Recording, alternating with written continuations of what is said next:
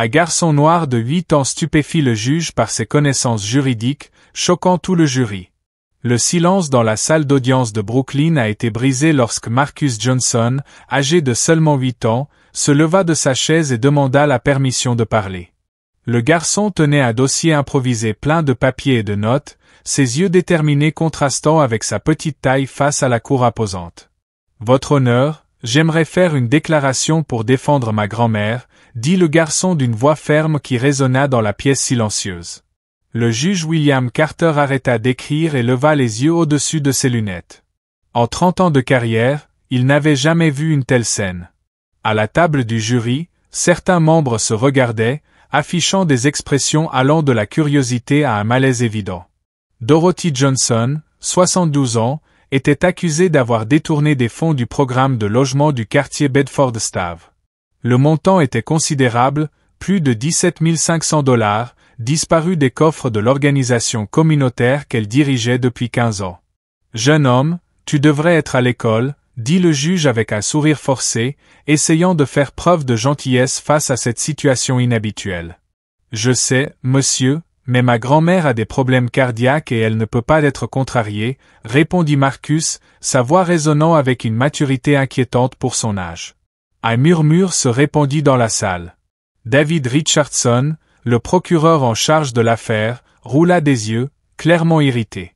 C'était un homme élégant dans la cinquantaine, connu pour son taux de condamnation de 95% dans les affaires de fraude financière. « Votre honneur, c'est une irrégularité totale, un enfant ne peut pas représenter quelqu'un en cour », protesta Richardson en ajustant sa cravate chère avec un dédain mal dissimulé. « Je ne veux représenter personne, monsieur », répondit Marcus, se tournant vers le procureur avec une politesse impressionnante. « Je veux juste dire la vérité.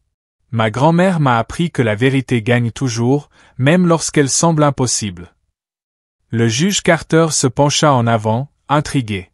Il y avait quelque chose dans la détermination du garçon qui le toucha profondément, mais aussi une prise de conscience inconfortable que tous les yeux dans la pièce étaient rivés sur un enfant noir essayant de naviguer dans un système qui, historiquement, n'a pas favorisé des gens comme lui. « Très bien, Marcus, tu as 5 minutes pour parler, mais seulement en tant que témoin, » ordonna le juge, ignorant la protestation silencieuse de Richardson. Marcus prit une grande inspiration et ouvrit son dossier. Les papiers étaient organisés avec une précision qui attira l'attention de tous les présents. Il y avait des coupures de journaux, des photocopies de documents officiels et même des dessins réalisés par le garçon lui-même pour illustrer des points importants. « Votre honneur, je vis avec ma grand-mère depuis que mes parents sont morts dans un accident il y a 2 ans. Elle a toujours été l'administratrice du programme de logement, et je l'ai toujours aidée à vérifier les factures chaque dimanche soir à la table de la cuisine, » expliqua Marcus. Richardson se prépara à objecter à nouveau, mais quelque chose dans le regard déterminé du garçon le fit hésiter. C'était comme si cet enfant savait exactement ce qu'il faisait. Chaque dimanche, grand-mère Dorothy étalait tous les papiers sur la table et me laissait trier les reçus par couleur, bleu pour les dépenses, jaune pour les revenus.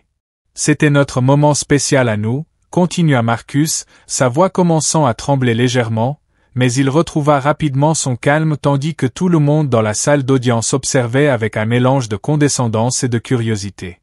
Marcus conservait une posture qui suggérait quelque chose de beaucoup plus profond qu'une simple tentative désespérée d'aider sa grand-mère. Ses yeux révélaient une sérénité qui n'existe que chez ceux qui ont traversé bien pire et ont appris que la véritable force ne crie pas, elle agit. Si cette histoire d'injustice et de détermination vous a touché, n'oubliez pas de vous abonner à la chaîne pour découvrir comment un garçon de 8 ans a transformé une salle d'audience pleine de préjugés en la scène de la justice la plus inattendue que Brooklyn ait jamais vue. Richardson ne pouvait cacher son mépris. À ses yeux, la scène était une perte de temps pathétique, un enfant noir essayant de sauver une vieille femme corrompue avec un théâtre émotionnel bon marché. 3 semaines avant que l'argent ne disparaisse, en septembre, grand-mère Dorothy remarqua que quelqu'un avait manipulé son compte du programme de logement sans autorisation. Marcus continua en montrant un simple carnet d'école, « Elle a tout noté ici. » Le procureur se leva brusquement. « Votre honneur, c'est ridicule, nous perdons notre temps avec les fantasmes d'un enfant qui a clairement été manipulé par la défenderesse elle-même. » Monsieur Richardson, vous pourrez parler plus tard si vous le souhaitez, répondit Marcus avec une politesse qui surprit certains des jurés. Ma grand-mère m'a toujours appris à laisser les gens finir de parler. La vérité était plus complexe que quiconque dans la salle ne l'imaginait. Dorothy Johnson avait consacré 15 ans de sa vie au programme de logement qui aidait les familles à faible revenu à trouver un logement décent à Brooklyn. Elle travaillait sans rémunération, animée seulement par la conviction que chaque enfant méritait un foyer sûr. 2 ans plus tôt, lorsque Marcus perdit ses parents dans un accident de voiture, Dorothy n'hésita pas à prendre son petit-fils en charge. Le garçon arriva traumatisé, se sentant responsable de la mort de ses parents. Il revenait de sa performance scolaire lorsqu'ils furent percutés par un conducteur ivre. Pendant des mois, Marcus refusa de parler. Dorothy passa des nuits entières assise près de son lit à lire à haute voix des affaires judiciaires et des documents juridiques qu'elle rapportait de son travail bénévole pour aider les voisins avec leurs problèmes administratifs. « Mon petit-fils, disait-elle, le savoir est la seule chose que personne ne peut nous prendre. Quand tu comprendras comment fonctionne le monde, tu ne te sentiras plus petit devant personne. » Marcus commença à s'intéresser au papier, posant des questions sur les termes juridiques et les procédures.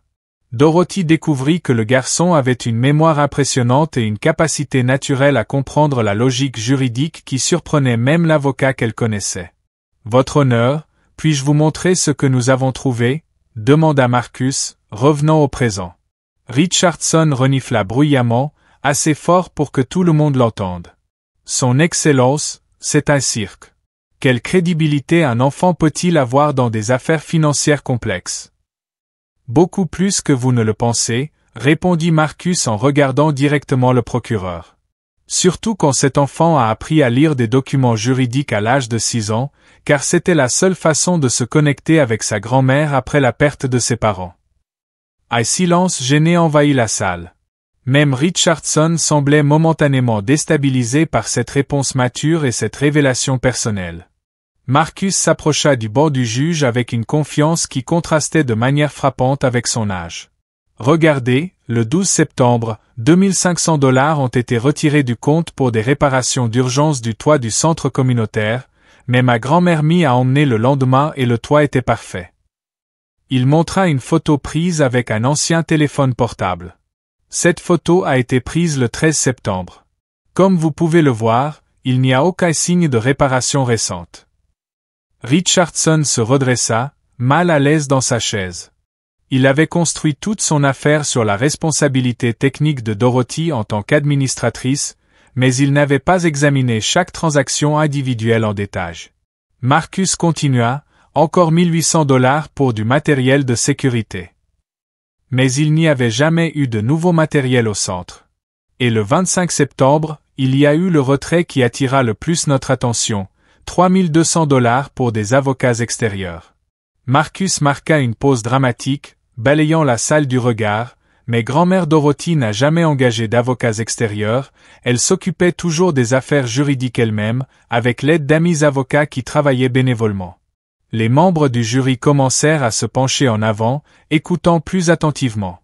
Ce qui avait commencé par de la curiosité se transformait en quelque chose de beaucoup plus sérieux.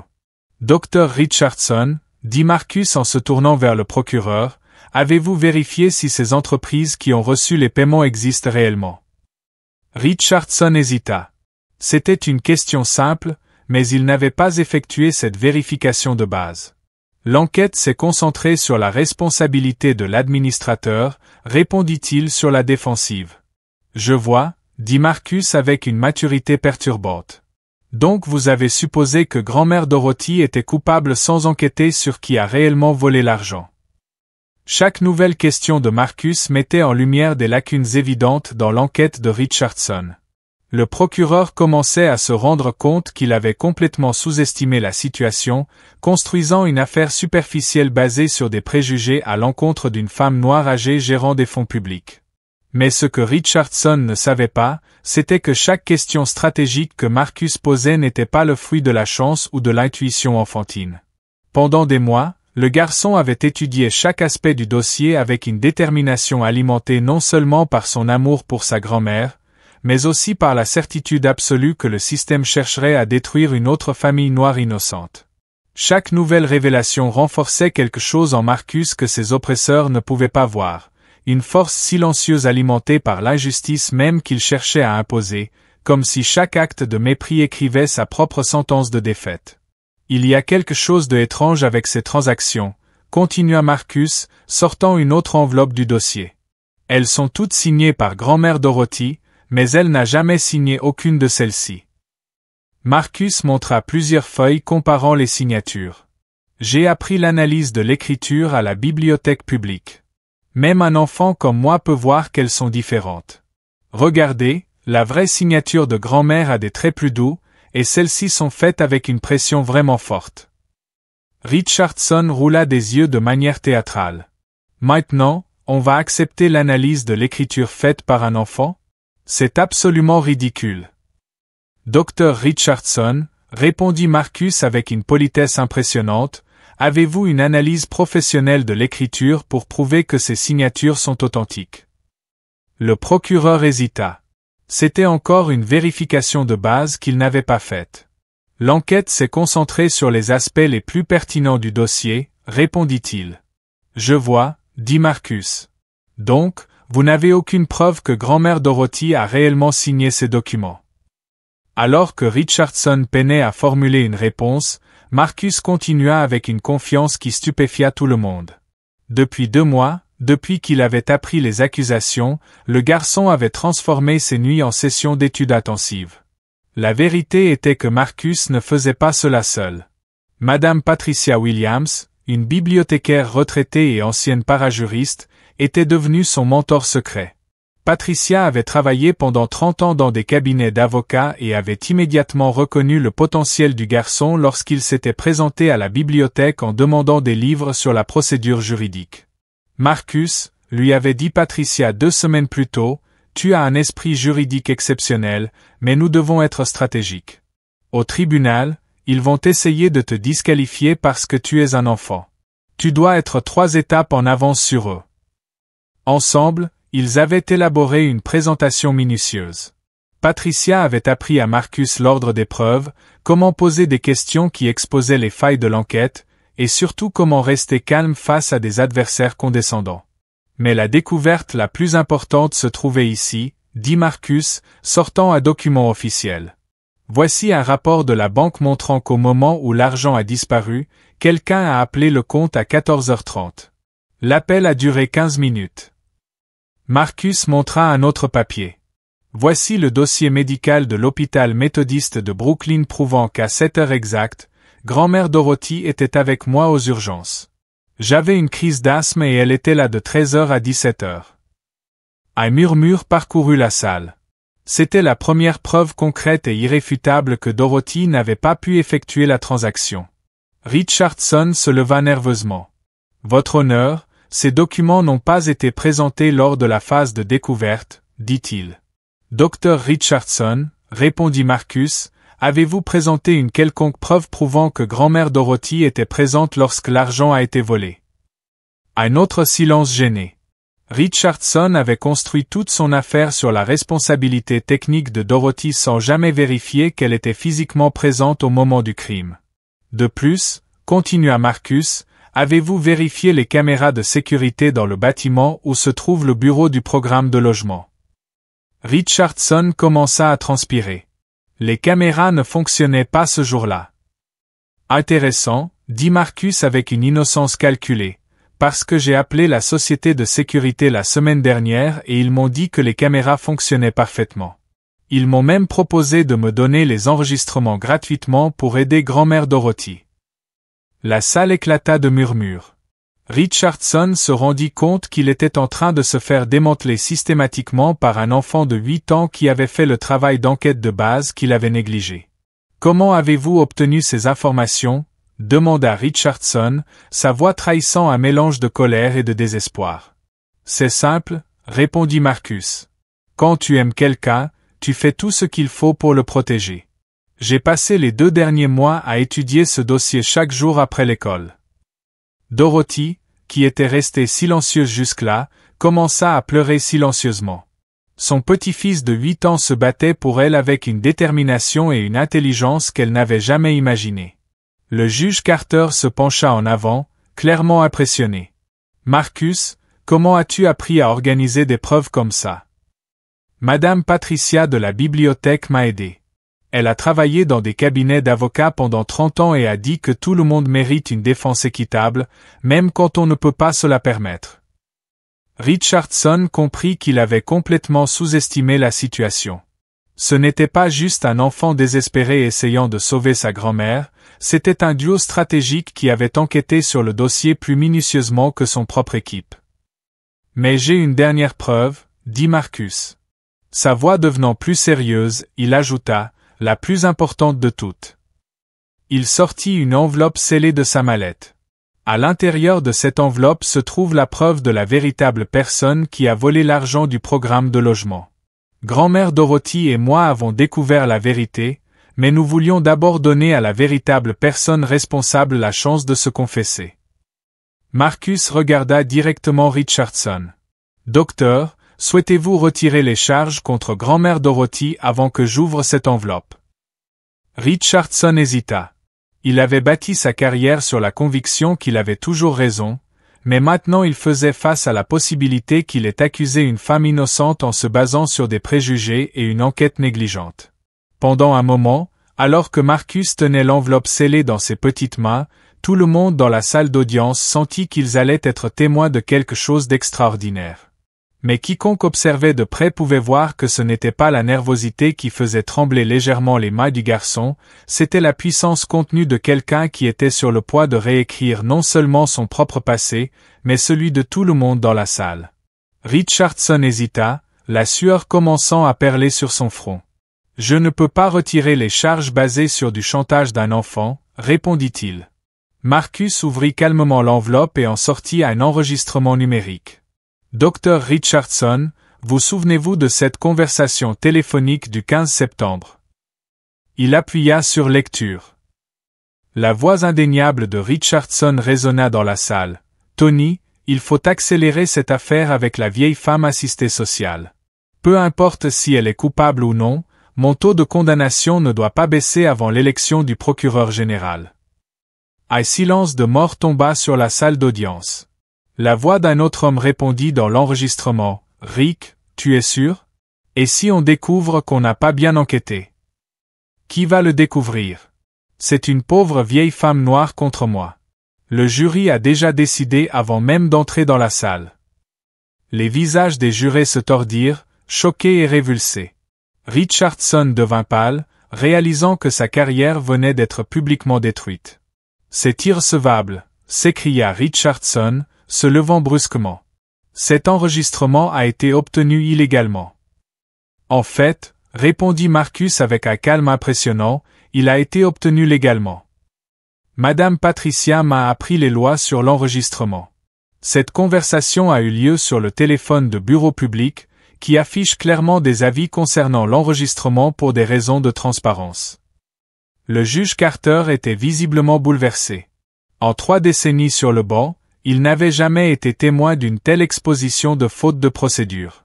Marcus continua. « Dr Richardson, vous souvenez-vous aussi de ce message que vous avez envoyé à Tony 3 jours plus tard? » Il montra une capture d'écran du texte. « L'enquête doit se concentrer uniquement sur la responsabilité de l'administrateur. Je ne veux pas que des détectives perdent leur temps à vérifier des entreprises ou des signatures. L'affaire est classée dans 2 semaines maximum. » Un murmure indigné se répandit dans la salle d'audience. Les jurés se regardèrent avec dégoût. La conduite de Richardson n'était pas simplement négligente, elle était délibérément corrompue. Mais la preuve la plus importante, dit Marcus, se trouve dans ce document. Il montra un relevé bancaire. Voici le relevé du compte personnel de Dr Richardson. Le 2 octobre, 3 jours après que grand-mère Dorothy ait été accusée, il a reçu un dépôt de $25 000 d'une société écran. Richardson tenta de parler, mais sa voix sortit comme un murmure désespéré. C'est la même société qui a reçu certains des paiements frauduleux du programme de logement, ajouta Marcus. Vous ne vous contentiez pas de négliger l'enquête, docteur, vous protégiez vos complices. La salle d'audience éclata en murmures. Richardson était tombé dans son propre piège. Non seulement il avait accusé une femme innocente, mais il était directement impliqué dans le complot de corruption. Madame Patricia m'a appris quelque chose d'important, dit Marcus en regardant directement Richardson. Elle m'a dit que les gens comme vous commettent toujours la même erreur. Vous pensez que vous pouvez écraser ceux que vous considérez comme plus faibles sans conséquence. Dorothy, qui était restée silencieuse pendant toute la présentation, se leva lentement. Dr Richardson, pendant 15 ans, j'ai consacré ma vie à aider les familles à trouver un logement décent. Vous avez essayé de détruire cela pour de l'argent et des ambitions politiques. Richardson baissa la tête, totalement défait. Sa réputation, sa carrière et son avenir politique avaient été anéantis par un enfant de 8 ans qu'il avait complètement sous-estimé. Marcus, dit le juge Carter, sa voix tremblante d'émotion, en 30 ans de carrière, je n'ai jamais vu une présentation de preuves aussi minutieuse que la vôtre. Merci, votre honneur, mais je voulais juste rétablir l'honneur de grand-mère Dorothy et m'assurer que la vraie justice soit rendue. Le juge se tourna vers le procureur. Monsieur Richardson, en plus des charges contre Dorothy Johnson qui sont immédiatement annulées, j'ordonne que cette affaire soit renvoyée pour enquête sur faute professionnelle et corruption. Richardson tenta de se lever pour protester, mais il chancela. Son arrogance s'était transformée en pure panique lorsqu'il réalisa que non seulement il perdrait l'affaire, mais qu'il ferait face à une enquête criminelle. Votre honneur, dit Marcus, je veux que tout le monde sache que je n'ai pas fait cela par vengeance. Je l'ai fait par amour pour grand-mère Dorothy et parce que chaque enfant mérite de voir que la justice est possible, même quand cela semble impossible. La salle d'audience éclata en applaudissements spontanés. Plusieurs jurés avaient les larmes aux yeux, non seulement pour l'innocence prouvée de Dorothy, mais aussi pour la puissante démonstration que l'intelligence et la détermination peuvent surmonter les privilèges et la corruption. Tandis que les applaudissements résonnaient dans la salle et que Richardson était escorté par la sécurité, une question demeurait. Est-ce que ce garçon de 8 ans avait planté les graines du changement qui pousserait bien au-delà de ces 4 murs, transformant non seulement sa vie, mais inspirant toute une génération à croire que l'âge, la couleur ou les origines ne définissent jamais la taille des rêves que l'on peut réaliser. 6 mois après le procès qui a changé Brooklyn, Marcus était assis dans le premier rang de la faculté de droit de la ville, non pas en tant qu'étudiant, mais en tant qu'intervenant invité. À 9 ans, il était devenu l'étude de cas la plus célèbre en procédure civile des 10 dernières années. La véritable justice. Marcus a dit à un public de futurs avocats que la véritable victoire ne réside pas dans le fait de vaincre quelqu'un, mais dans la protection de ceux que l'on aime et l'enseignement aux autres de faire de même. Dans la première rangée, Dorothy souriait fièrement. Sa santé s'était considérablement améliorée depuis la fin du stress lié aux accusations. Le programme de logement, désormais géré de manière transparente, recevait des dons records de personnes inspirées par l'histoire d'intégrité de la famille Johnson. Richardson, quant à lui, faisait face à une réalité bien différente. Après une enquête fédérale, il avait été reconnu coupable de corruption, d'inconduite en tant que procureur et de fraude. Il avait perdu son permis de pratiquer le droit, faisait face à 2 ans de prison et travaillait désormais comme vendeur d'assurance dans une petite ville où personne ne connaissait son passé honteux. On me demande si je ressens de la pitié pour le docteur Richardson, continua Marcus lors de la conférence. Je ressens de la pitié pour lui, oui. Pitié pour quelqu'un qui avait tellement de privilèges et a décidé de les utiliser pour nuire à des innocents. Madame Patricia, désormais officiellement la mentor de Marcus grâce à un programme universitaire, était dans le public. Ensemble, ils avaient créé un projet qui enseignait aux enfants des communautés défavorisées leurs droits juridiques fondamentaux. Le projet Marcus opérait désormais dans 25 écoles publiques de Brooklyn, enseignant à des centaines d'enfants qu'ils avaient une voix et du pouvoir. Marcus nous a appris quelque chose de fondamental, dit le doyen de l'université lors de la présentation, le savoir sans caractère est dangereux, mais le caractère avec le savoir peut changer le monde. La vie de Marcus avait été complètement transformée.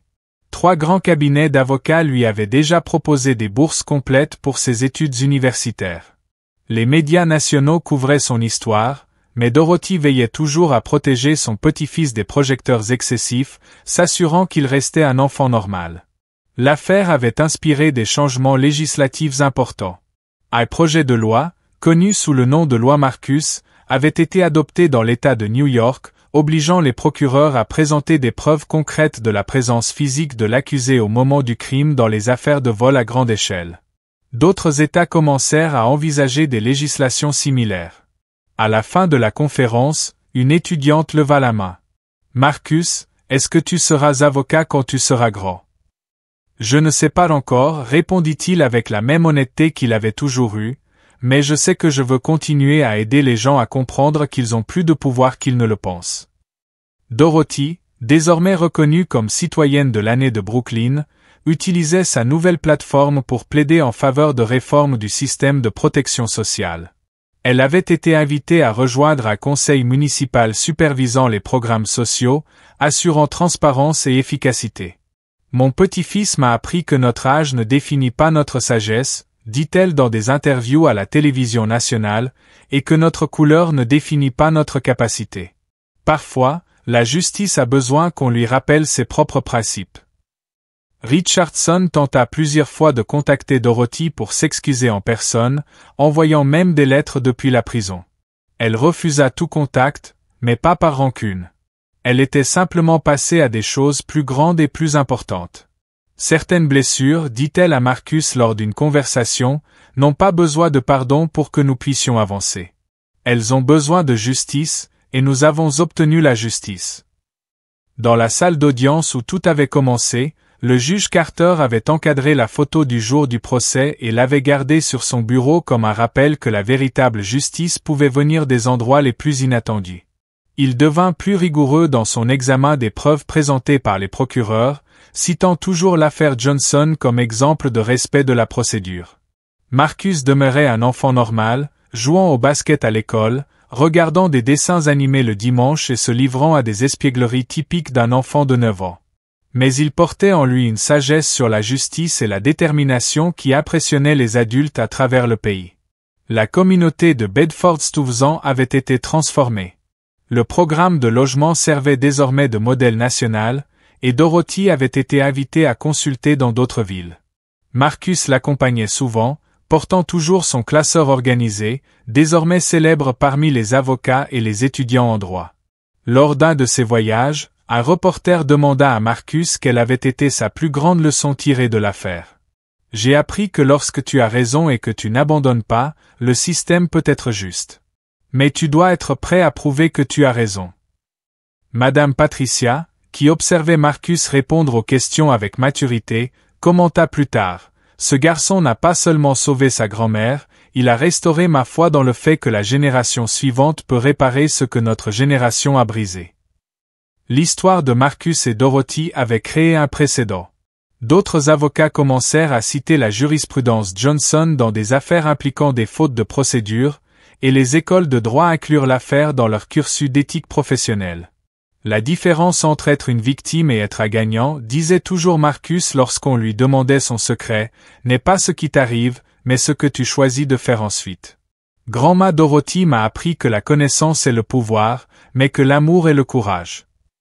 Richardson avait essayé de détruire une famille innocente, mais il avait fini par se détruire lui-même, tandis que Marcus et Dorothy émergeaient plus forts, inspirant toute une génération d'enfants à croire que leur voix comptait. L'histoire de la famille Johnson prouvait que l'âge ne définit pas la capacité, que la couleur ne limite pas le potentiel, et que lorsque l'amour rencontre la connaissance, des miracles peuvent se produire, même dans les endroits les plus improbables.